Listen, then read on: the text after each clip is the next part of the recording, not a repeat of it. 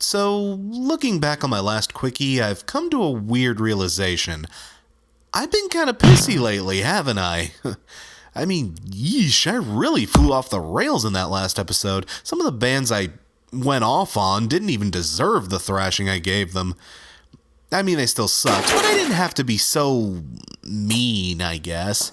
So how about we make up for that with 3 recent releases that are so goddamn wonderful, they just instantly changed me from a James Rolfe to a Derek Alexander, from a Sophia to a Rose, from a Murderface to a Toki, if you will. Turn those frowns upside down, with force if need be, because the mantra for this special 3-for-all episode is... Come on, get happy! With some goddamn metal, motherfuckers! Oh! Okay, the next sentence out of my mouth is going to just mystify some of you, but please try to stick with me on this. Ghost is a band that has a lot in common with baby metal. I know, just try to stick with me, people, I promise I have a point.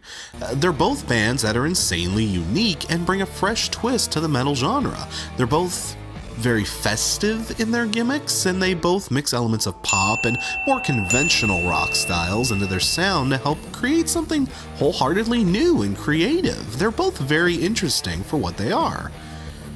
At the same time, though, yeah, their gimmicks are exactly what draws a lot of people away from them. But where these two bands differentiate, apart from the obvious places, is in the sound. Baby metal's music, for all its quirks, is still ferocious, intense, and monstrous in its pure metallic energy. I mean, the instrumentation is really what holds the band together so well. Replace the Japanese schoolgirls with Bruce Dickinson and it'd almost be Iron Maiden. Ghost, on the other hand, I don't know if I can even call it metal. I mean, I don't mean that in a bad way either, necessarily. Ghost is a terrific band that is outstanding at creating spooky, well-constructed pieces of groovy, dark, gothic jam rock that instantly gets stuck in your head and has you chanting satanic hymns throughout the entirety of your day. And Meliora sees the band fine-tuning their sound to a near perfection. The guys in Ghost, whoever the fuck they are, feel like they've finally kinda come into their own. This album is some of the purest, most maniacally pleasant, most ghostian music we've heard up to now. It doesn't have the rough around the edges feel of Opus Eponymous or the hit or miss trial and error approach that Infestessumum, am I saying that right, had? Ghost finally sounds like they've hit their stride, and they deliver track after track of blissfully doomy, haunting melodies. From more opulent tracks like He Is and Cerise, to stomper tracks like Mummy Dust and Absolution, the album is so engaging, interesting, and enjoyable from cover to cover. But is it metal? Well, it's certainly dark and gothic, but I mean, so is The Cure. Does that make them metal? Their spooky look and skin-crawling lyrics are certainly in tune with the blacker shades of metal, but the same could be said of bands like Alkaline Trio or AFI. Does that make them metal? My answer to all of these questions is, who gives a shit? Guys, at the end of the day, I'm here to judge the music, and the music is seriously legit. Regardless of the labels or gimmicks, or whether it's the same guy playing Papa every time, or whether Dave Grohl is a secret member, or Katy Perry is a secret member, or I'm a secret member. What? Don't look at me like that. I very well could be. You don't know for sure. I'll never tell. Regardless of all of that, the music is still fun, enjoyable, and well constructed, and at the end of the day, that's really all that matters. It's a fun album to listen to, so who the hell cares about everything else? I guess if anything, I'd say the sound they create here harkens back to what I call the Stone Age of metal. I mean, this album in particular owes way more to bands like Deep Purple and Blue Cheer than it does Black Sabbath. But despite what some people would scream at you, there is totally a place for this kind of metal, and it deserves to exist. Ghost may not be everyone's particular drug of choice, but it is a drug worth sampling if you haven't tripped on this particular drug before. I need to get away from the drug metaphors. That's Meliora gets 4.5 devil popes out of 5.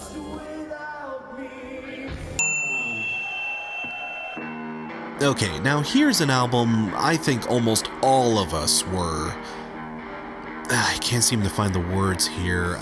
Let this picture of a man tugging at his collar suffice.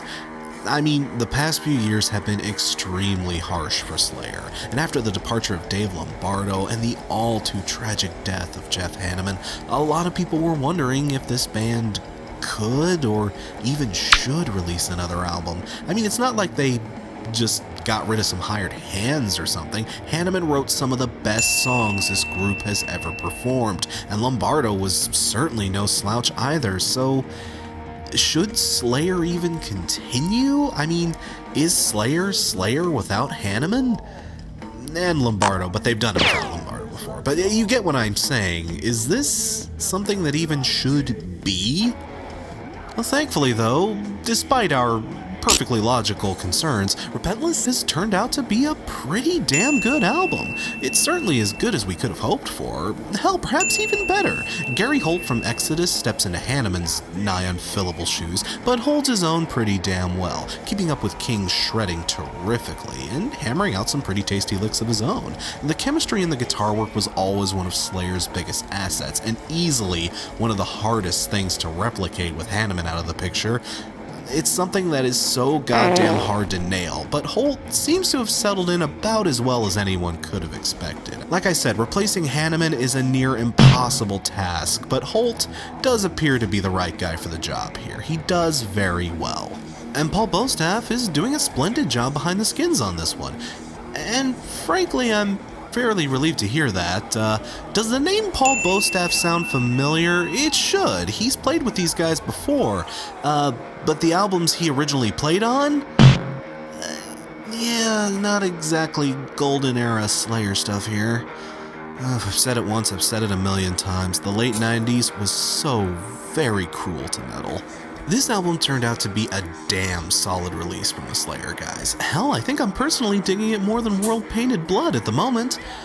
I wouldn't say it's a Christ illusion or a God Hates Us All, but still, it stands as a solid late-era release from Slayer, and I would not at all say I'm disappointed.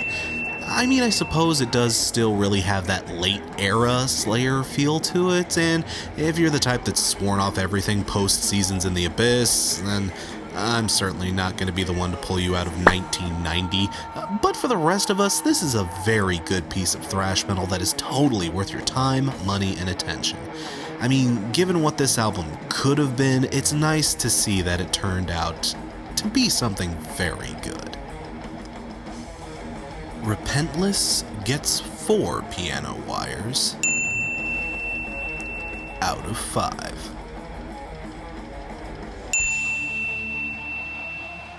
Iron Maiden released a new album this year.